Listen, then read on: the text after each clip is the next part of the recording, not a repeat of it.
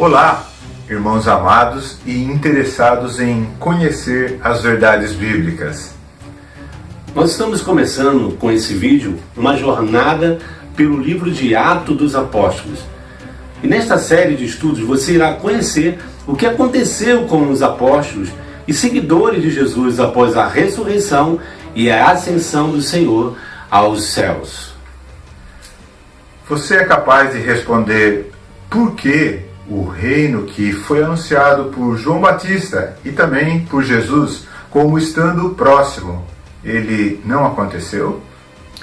Você é capaz de responder por que a escolha de um 13º apóstolo, o apóstolo Paulo, que não estava entre os discípulos de Jesus, mas escreveu 13 dos 27 livros do Novo Testamento, e a história dele ocupa a maior parte do livro de Atos?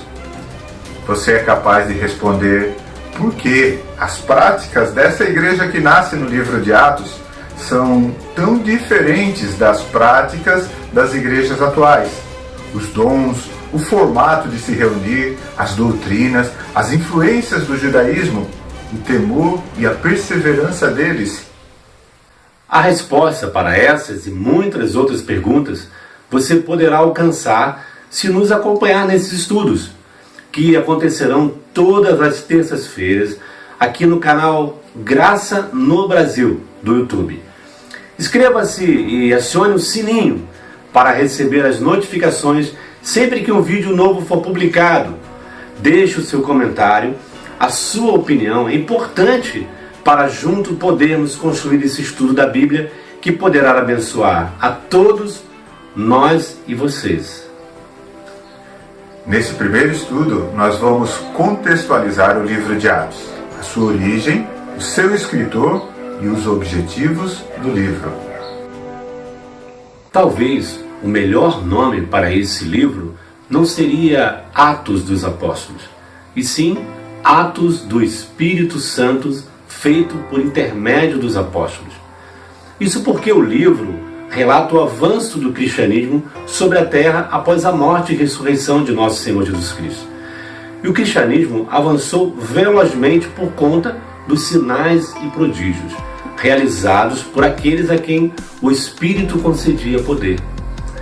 Essa é a razão porque o livro acaba abruptamente em Atos 28, com Paulo pregando livremente em Roma. E sobre os outros apóstolos, nada sabemos por intermédio do livro, nem qual o final da história de cada um deles.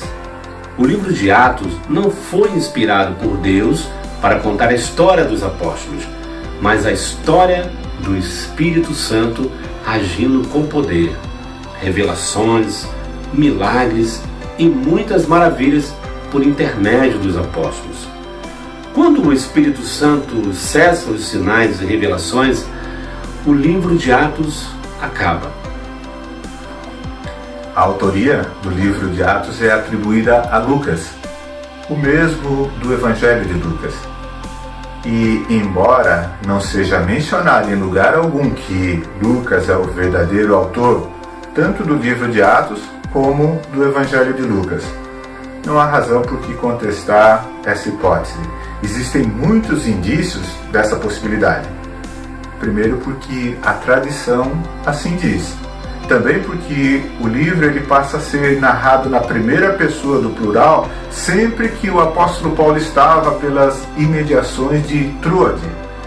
E quem é relatado como um dos companheiros de Paulo nessa região? Lucas. Uma certeza podemos ter. A pessoa que escreveu o livro de Atos é a mesma que escreveu o Evangelho de Lucas.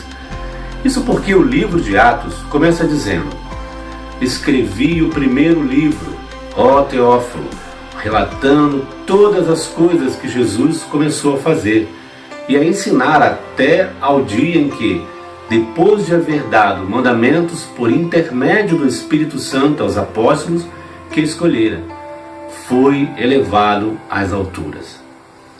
O Evangelho de Lucas foi escrito para um Teófilo e narra a vida de nosso Senhor Jesus Cristo até o dia em que foi elevado às alturas. O livro de Atos, então, pode ser considerado a continuação do Evangelho de Lucas, o segundo volume. E o fato de terminar abruptamente em Atos 28, sem um encerramento, nos leva a crer que Lucas tinha a intenção de escrever um terceiro livro. Mas não foi da vontade de Deus que isso acontecesse. Acredita-se que o livro foi escrito entre 61 e 63 depois de Cristo. Isso porque no livro não é mencionado a queda de Jerusalém. E a queda de Jerusalém aconteceu no ano 70. E não é mencionada também a morte do apóstolo Paulo, que a tradição atribui a Nero, e o reinado de Nero findou-se por volta do ano 68.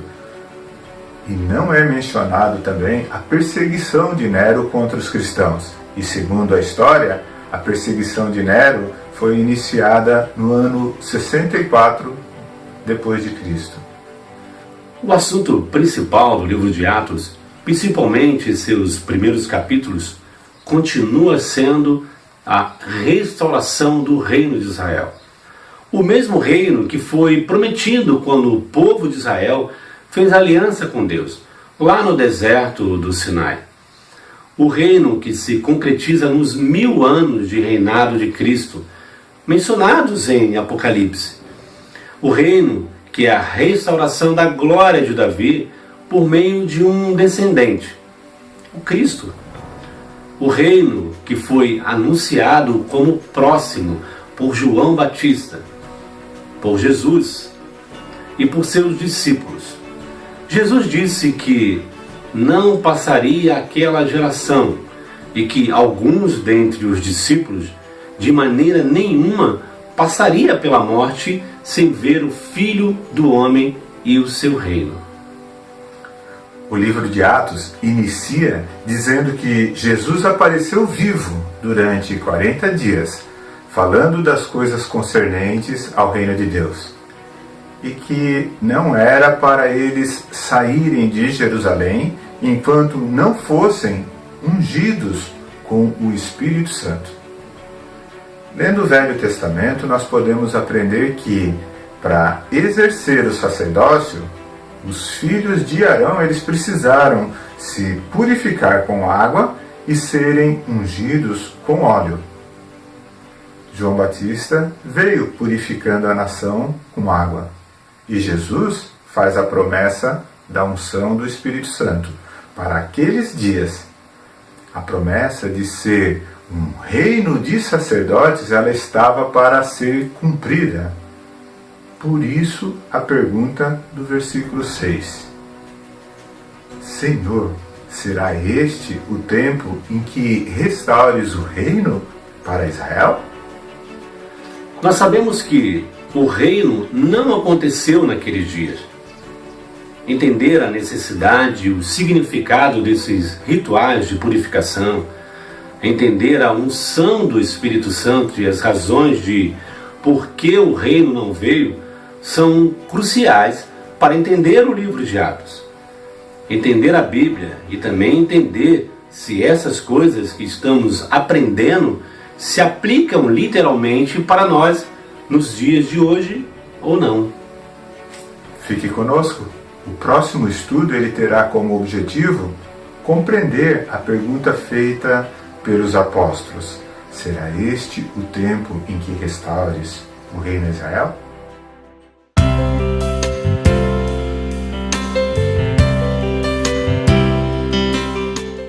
Olá, irmãos. Eu gostaria de reforçar o convite para vocês participarem desse estudo de Atos dos Apóstolos. Inscreva-se no nosso canal, acione o sininho de notificações, curta os nossos vídeos e o mais importante, faça seus comentários. Nós não nos consideramos senhores da verdade. Então, se você puder contribuir, não deixe de fazê-lo. Eu quero convidar você também para participar da nossa lista de transmissão no WhatsApp. É só você mandar uma mensagem para o número 489-8406-3608, dizendo o seu nome e a frase: quero fazer parte do grupo de transmissão. Pronto, você receberá semanalmente os estudos via WhatsApp. Até o próximo estudo!